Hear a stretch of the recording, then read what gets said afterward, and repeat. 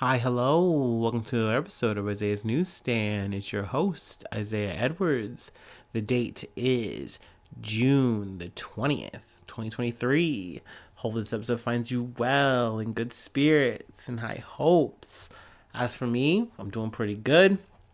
I guess you can say a little bit of a health update, health corner.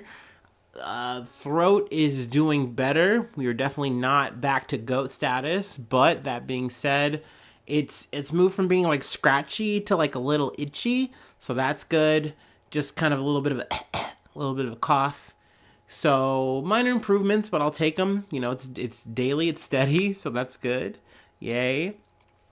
Let's see, food corner, nothing to report. Womp womp. It's kind of boring, boring life.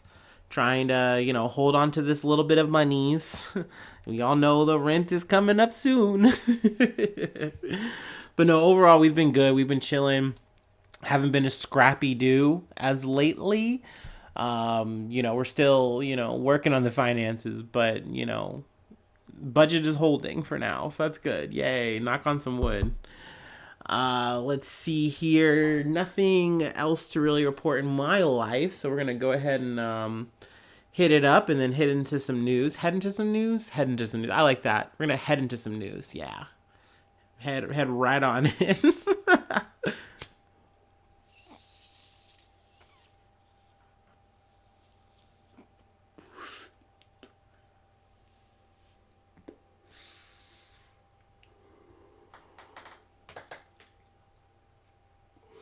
Ooh. We will. All right. All right. The first story comes from the. There's that cough. First story comes from the New York Times. Russia sought to kill defector in Florida. So this is a weird, interesting Florida story. Let's see. Came onto my little news feed. But let's see. Let's get into a little bit of it here. And I gotta say, too, this is definitely a story that I am not going to do justice. I would definitely recommend looking this article up if you really want to learn like the full view of it, the full story. But it's on the New York Times. You can get, hopefully you dodge the paywall or whatever. Also, there's a book that gets mentioned. Hopefully, I'll find it as we go. Definitely seems like a really worthwhile read. Let's get started. As President Vladimir Putin of Russia has pursued enemies abroad, his intelligence operatives now appear prepared to cross a line that they previously avoided, trying to kill a valuable informant for the U.S. government on American soil. The clandestine operation, seeking to eliminate a CIA informant in Miami who had been a high-ranking Russian intelligence official more than a decade earlier, represented a brazen expansion of Putin's campaign of targeted assassinations. It also signaled a dangerous low point between intelligence services that have long had a strained history. So I really feel like the story kind of centers around two of the operatives. Alexander Poteyev is kind of the main guy, but he was like the big target, a former Russian intelligence officer who disclosed information that led to a years-long FBI investigation that in 2010 ensnared 11 spies living under deep cover in suburbs and cities along the East Coast. They assumed fake names and worked ordinary jobs as part of an ambitious attempt by the SVR, Russia's foreign intelligence agency, to gather information and recruit more agents. Let's read some more here. In keeping with an Obama administration effort to reset relations, a deal was reached that sought to ease tensions. 10 of the 11 spies were arrested and expelled to Russia. In exchange, Moscow released 4 Russian prisoners, including Sergei Skripal, which is the second guy that's kind of like a major player here. A former colonel in the military intelligence service who was convicted in 2006 for selling secrets to Britain. So essentially, this guy was a double agent. And here's the book. The book is called Spies, the epic intelligence war between East and West, to be published by an imprint of Little Brown on June 29th. So I guess that's kind of why this is kind of culminating, because this book's coming out soon. It's by Calder Walton. But I guess he's really just kind of going into the details of everything that went down in terms of the assassination attempt that was set up to get Poteyev and the actual assassination of Skripal and his daughter, unfortunately. Let's see here if I can find... I believe, let's see, the Russians have long used assassins to silence perceived enemies. One of the most celebrated SVR headquarters in Moscow is Colonel Gregory Maranovsky, a biochemist who experimented with lethal poisons, according to a former intelligence official. So let's see. They talk about Putin, how he's former KGB. He has a deep disdain for defectors. So, AKA, if you betray him, he's slaying you. So that is over. But they use like a nerve agent to kill Skripal, or at least sicken Skripal and his daughter. And they wind up literally poisoned dead on a bench. But I think this whole incident kind of tips off the U.S. like, oh shit, they are definitely trying to tie up some loose ends here. So we need to, kind of circle the wagons here. So they more or less just disappeared Poteyev. And it was so good that it looked like even to Moscow, that like Poteyev was dead. But Poteyev was just lying low. He was in a protection program. He was moved to Miami, and more or less, he got a little too comfortable, and he kind of wound up like registering, getting like, I think, a fishing license, shit like that. And it's always the little things that get you jammed the fuck up. Because if you're a government and you want something done, motherfuckers aren't going to sleep. They aren't going to rest. So they might have put up a public thing saying, oh yeah, we might suspect that he's dead, that he's passed away. But they also might see through that, and they're also just putting up a smokescreen that they're not interested. Plans within plans, schemes within schemes. So inevitably, this guy putting his name on some shit. Also, I love that this guy registered as a Republican. Chef's kiss to the story. But anyway, this jabroni, he's living in Miami. He's doing it up, Mr. Worldwide style. And Russia figures it out. Like, they see his name pop up, his fucking government. Like, that's crazy. Just completely play themselves. So they're like, okay, yeah, let's fucking get him. So they find a guy, let's see, the name is Hector Alejandro Cabrera Fuentes. And he studied microbiology in Kazan, Russia. He later earned a doctorate in the subject from the University of Gießen in Germany. Blah, blah, blah, blah, blah. That really doesn't fucking matter. Kind of just a dude. But he had 2 wives. So this dude's living it up. Double lifestyle. Let's see. A Russian living in Germany and another in Mexico. And then in 2019, the Russian wife and the 2 daughters were not allowed to leave Russia as they tried to return to Germany.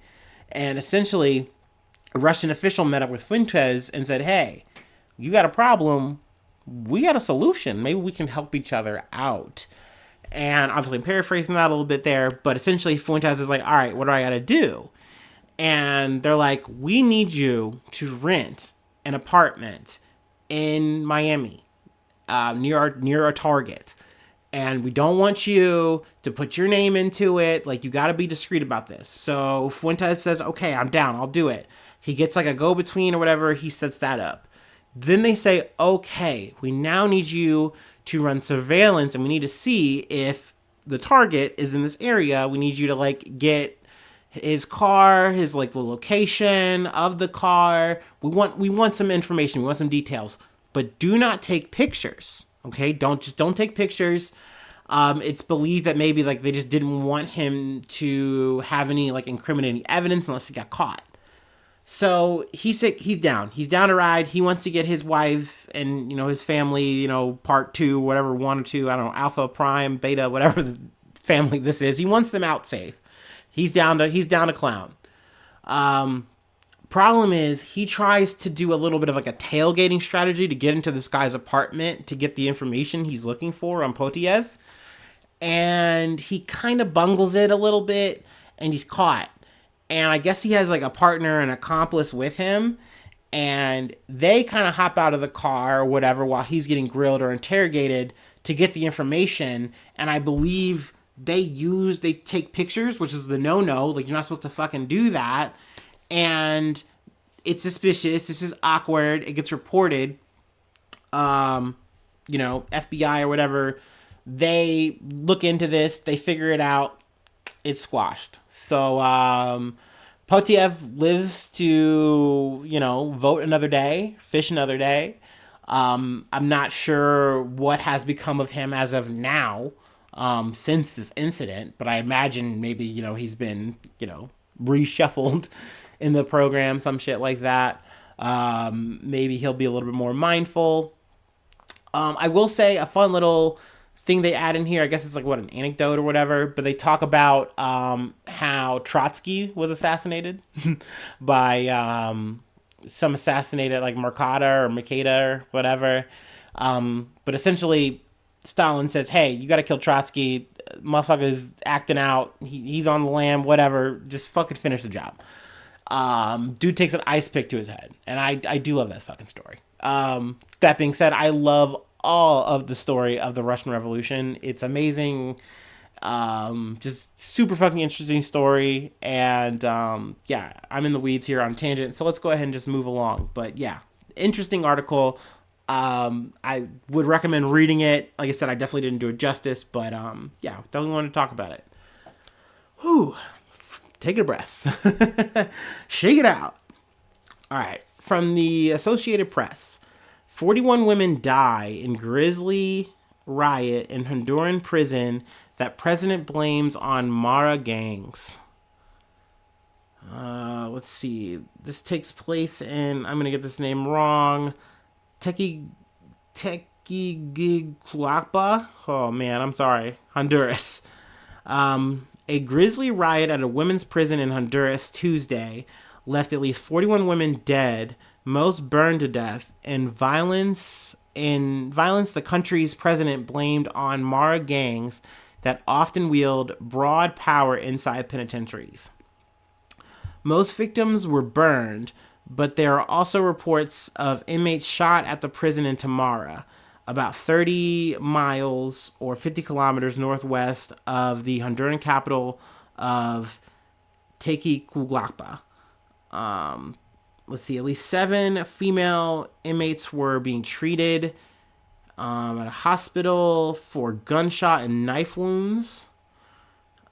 Let's see, the forensics teams are removing bodies, confirmed at 41. Now, granted, that number may be higher. Who knows? Obviously, I just got the story before I kind of went live, and I was like, yeah, I don't know if this is good. At least important to talk about. You know what I mean? Let's see here. But it's a very sad story. Essentially, they're trying to crack down on gang activity, things of that nature. People are then, upset, and actually, I might be getting this wrong. Let me not ramble off here. Local media interviewed one injured inmate outside the hospital who said prisoners belonging to the feared Barrio 18 gang burst into the cell block and shot other inmates or set them on fire. So this might have been like a gang attack thing, actually. So like I said, let me not speculate here. I'm kind of getting a little garbled and jarbled here. Let me not do the misinformation. But Honduran President Xiomara Castro said the riot was planned by Maros with the knowledge and acquiescence of security authorities. I'm going to take drastic measures, Castro wrote in her social media accounts. Let's see. They do talk to some of the people who are just worried about, their family who are in prison. They don't know the 41 people who were killed, so you're waiting anxiously to figure that out. Let's see here. What else do we want to talk about? But yeah, I mean, more or less they're talking about like, hey, we are going to be cracking down on this. We're not backing down. I don't know. This is definitely a very sticky situation because obviously you understand why you don't want to have criminal gang activity in prison. You want to crack down on that activity. Obviously, this is the reason why people are in prison. You're trying to, do the whole I can never say the word recidivism thing. You're trying to get people to turn around, change their act or whatever. But I mean, prison just doesn't change the behavior more times than not. And people just get better at being criminals, or the activity just gets more and more sophisticated because you're just all around each other and, you're away from civilians. So it gets easier to do even. I don't know. I mean, I know this shit is a bad scene. They do reference another situation that happened. The riot appears to be the worst tragedy at a female detention center in Central America since 2017, when girls at a shelter for troubled youth in Guatemala set fire to mattresses to protest rapes and other mistreatment at the badly overcrowded institution. The ensuing smoke and fire killed 41 girls. So, man, it's just one of those things where it's like, obviously you understand why the instinct to say, oh, we're going to clamp down. Like, yeah, we're not going to back down. We're going to, like, lock this shit down. This shit's not going to happen again. But, like, taking away privileges and literal human rights from people, that's not good. That's just never going to be okay. Like, the idea of lockdown in that kind of atmosphere, I get that this is supposed to be like a safety thing. It's supposed to, stop the violence and the activity, but like it's also depriving people of their literal basic rights. So yeah, I mean, obviously I'm definitely not the one to be talking about all this shit and covering this shit, but this is a story that fell into my lap. And sometimes, yeah, I'm going to scuff it up. I'm going to mess it up. But hey, we try. We do our best. But obviously, thoughts and prayers, condolences, what have you, to the people involved, lives lost in the situation. I cannot imagine being burned to death. You're already in fucking prison, and that's how it goes down. That's how it ends. Like, ugh, that's rough. That's fucking tough. So yeah, let me move along here before I just fucking barrel roll through this shit and make it worse. Obviously, thank you so much, guys, and gals and bees for putting up with me and my scuff coverage. I'm just doing my best here. It's like unedited here. We try to do one take Jake sessions. Burps, farts, and all. All right. Next bump from Euro News. Also, I gotta add, it's Euro News period. That's fun. That's neat. Controversial influencer Andrew Tate charged with rape and human trafficking. Okay, I know this might feel like old news because we did talk about this before, but this is relevant because this is an actual, like, an indictment. I kind of realized that they were being put under or they were put under detention at first so that they could, like, do more investigation, yada, yada, yada. Then they were released. I wasn't sure if that meant that, like, they were just going to be in house arrest for a certain amount of time and, like, charges were going to get dropped. We didn't know. So I was kind of holding my breath, but they do now have official charges and, things are going to start rolling in terms of a trial. So this is interesting. It's relevant. So I figured we'd talk about it. The British-American former boxer has been indicted in Romania for organizing a criminal group, human trafficking, and rape. Controversial British-American influencer Andrew Tate has been indicted in Romania for organizing a criminal group, human trafficking, and rape. The office of the country's organized crime prosecutor, or DCOT, announced on Tuesday. His brother Tristan and 2 associates have also been charged. They all deny the allegations. Let's see. The 4 were detained in December and spent several months in jail before being released on house arrest. Now, since house arrest, I think Andrew Tate, has grown a little bit more hair. At least he's tried. He's working on the beard. Obviously he had to keep his gym flex back up. And of course, he is back online talking about the fucking Matrix. Talking about how this is all lies. It's all trumped up charges. How, like, there's no evidence. The women are making these things up. Blah, blah, blah. Yada, yada, yada. I've even seen, both of them on Twitter. And by both of them, I mean him and his brother Tristan, it's very weird to see Tristan Tate online. He's definitely like more of the silent figure of the duo, but they are both involved in all the bullshit together, it seems.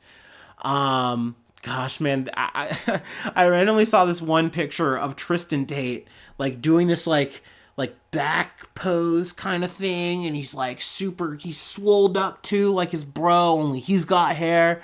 But you can tell, like, just the way the picture is, and like it's all like, I don't know, maybe shot over a green screen or whatever. It looks very seductive, very sultry.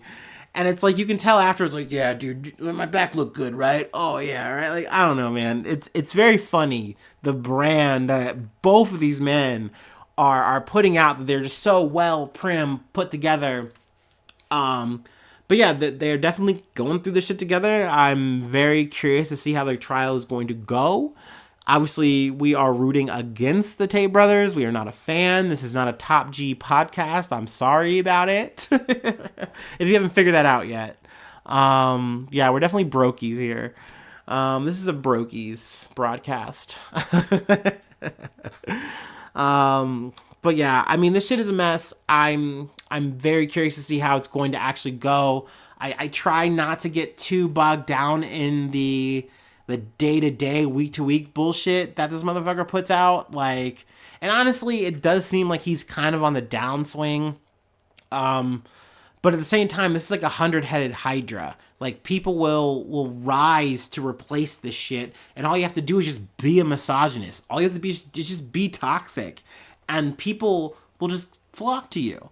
Because I think people want that validation, you know? They want a reason that it's not them. Like, I'm not an incel. Women are just wrong. Like, like, oh, I can just beat my problems. I just gotta work out. Like, no, man, you gotta work on yourself. Like, don't be wrong. Working out and, like, striving for things. Like, there's definitely, like, keynotes that Andrew Tate puts out that are, like, good bait. Like, because they are, like, good self-help, good just human being shit. They're like, hey, like, sometimes you do gotta push yourself. Sometimes you do gotta, like, work out. You do gotta do the hard work, and through that hard work, you'll get somewhere. It will pay off. Like, yeah, but then, like, you can't bank right and then go like, oh yeah, and women are property. Like, what? Like, no.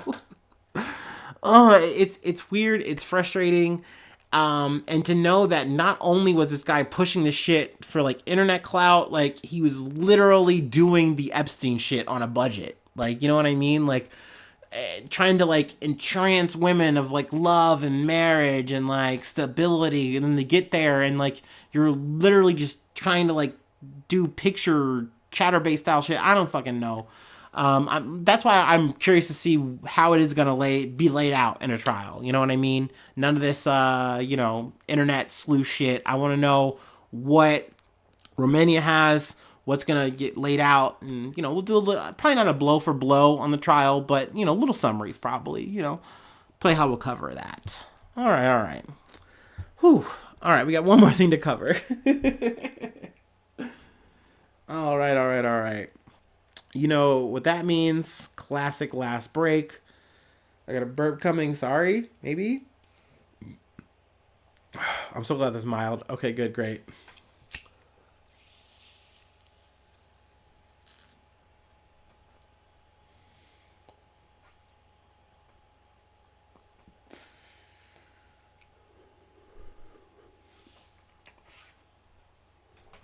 Oh, yeah. Okay.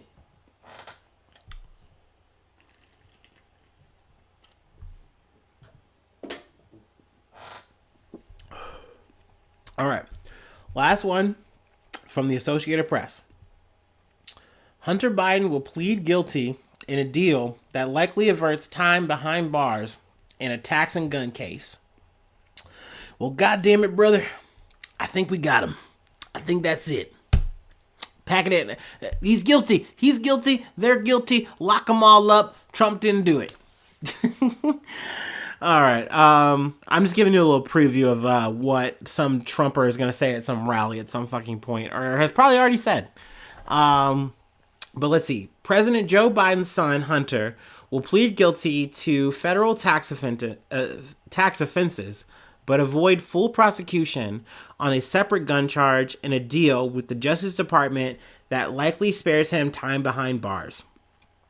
Also, Hunter Biden's only 53 years old, which, I mean, I don't know. That's kind of old to me. You guys know that I view you, you're kind of over the hill once you're like in your 40s to me. Like, once you hit 50 plus, you're kind of old, kind of washed up to me. But Hunter Biden be moving like he young. Like, he has a little young spirit.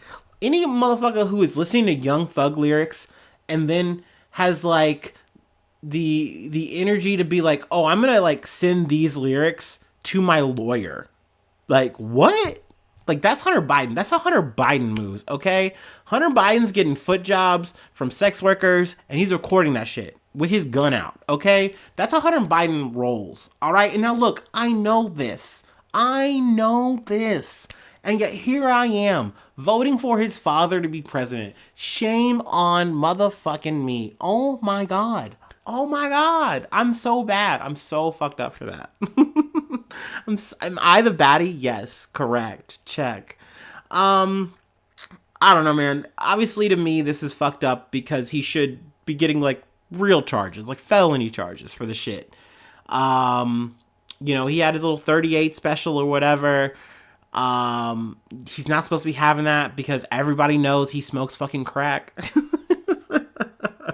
Allegedly. I don't know. I think it's crack. I feel like it's crack. But, you know, he has a known drug problem. And I will say, if he is genuinely recovering, obviously more power to him. This isn't me trying to clown on someone, like, and their actual efforts to get better, if that's true. But this is obviously about the bullshit he's done.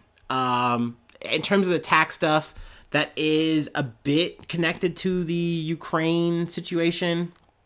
And I think that's something that people do have, like, merit to be mad and upset about. Because it's like, wait, like, this shit is kind of deep and we're just going to let that slide? Like, what? But yeah, that is the shit that happens to politicians. And I know, like, even in this article, they go kind of back and forth with the whole thing with Trump and obviously the documents, because that's, like, the biggest fucking thing. Also, a little bit of side news here. They have scheduled his trial to start for that indictment for Trump on the government, the boxes, the information he's not supposed to have, the confidential shit, yeah, for August. But we'll see. I mean, he might throw a 3-ring circus to try to delay that for as long as possible. So I kind of still believe that he could inflate that number, or, delay that shit, for a year plus. Who knows? But yeah, back to Biden. Back to Hunter. The handgun he had was a Colt Cobra 38 Special. He had it for 11 days in October of 2018. Let's see. He's pleading guilty to failing to pay more than $100,000 in taxes on over $1.5 million in income, which normally charges would carry a maximum penalty of a year in prison. So essentially him getting them to kind of be like, oh, I'll plead guilty to these things and we'll call it cool. Like for like a misdemeanor, I'll do probation. That's essentially what he's looking at. But granted, the judge hasn't officially come out and said that yet. But yeah, I mean, obviously for the right, they're going to be using this saying like, hey, this guy's getting away with a slap on the wrist. He's getting a sweetheart deal. But But I am curious about the links to the Ukraine stuff and all that. I do think there's something there. But hey, I mean, this was something that was investigated by, I believe, a Trump appointed judge from Delaware.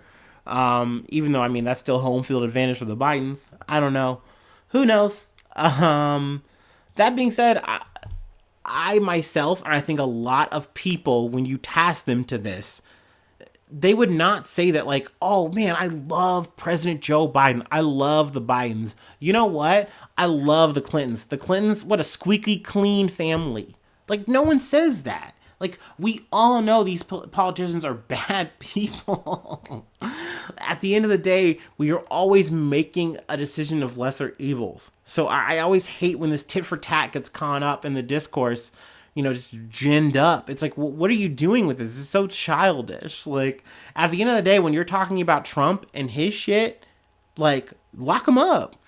For Biden's, for both the Bidens, lock him up. Like, what the fuck? Like, I don't care that, like, Hunter Biden's sad. Like, oh, like, at the end of the day, if you're doing things that are illegal, like, shit, hit him with that Wesley Snipes. I don't know. At the end of the day, though, I'm not surprised that he is getting off with just this. But at least we can also say that, hey, they tried him. And at the end of the day, that's all I want for Trump. I just want to see Trump in court for the shit. You know what I mean? Like, is he going to get away with it? Who fucking knows? I'm very interested. I do think he is kind of pegged. Donnie, old Teflon Donnie. But who knows? I mean, maybe he'll swiggle his way through it. Maybe he'll get elected in time to, like, wave a magic wand on this shit. I don't know, man. Politics as usual, right? Oh man, but that's the episode. I've gone long on a scuffed episode. I'm so sorry, but I appreciate you for being a friend and listening and tuning in. I do sadly have to chill just a little bit. Patreon.com/Isaiah News. Get your newsy status. I'll say your name on the podcast, plug a project, all that good. IsaiahNews1@gmail.com. That's the Gmail to reach me, any feedback, whatever. Feel free to hit me up, hit we up, the organization, sure, whatever. Facebook, Twitter, Instagram. If you're listening on YouTube, please hit the subscribe, hit the fucking like. We love to see it. Comments are welcome. Ratings, welcome. Thank you. But yeah, that's all we got. I thank you so much for being a friend. I thank you so much for tuning in. And hopefully I see you soon for some more good news. I love ya. Bye-bye. Mwah.